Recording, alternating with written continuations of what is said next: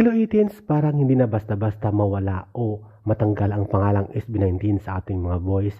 Parang connected na yata sila sa pangalang yun, pati mga 18s, mga fans, mga netizens dahil based sa aking research ay halos lahat ang mga headline nila featured ay puro SB19. Hindi na yata mabilang ang kaliwat kanan nilang pagiging headline sa mga online newspaper at online magazine, international man o lokal. Try i-research niyo ang SB19.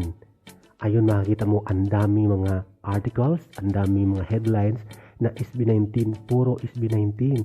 Kaya ang hirap tanggalin yan sa mga concert nila, abroad at local man, sa mga shows, sa mga endorsements, sa mga guestings. Ang dami nilang achievement at accomplishments na nakuha dahil sa pangalang SB19, dahil sa logo at trademark na yon. So mahirap tanggalin talaga.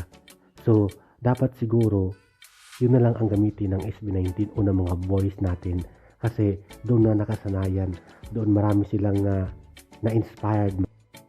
Kasi ang well-known na talaga ang SB19 globally, hindi lang sa buong Asia, pati sa buong Amerika, Canada at soon sa Europe. Magkakaroon na rin ang concert ng ating boys doon sa European countries na part sa kanilang pagtatag World Tour concert. Sana yun na ang gamitin ng SB19 at kung ano mang nakasunduan nila sa Showbiz Company, syempre kaya naman siguro yan ng One's Entertainment at mga boys natin, di ba?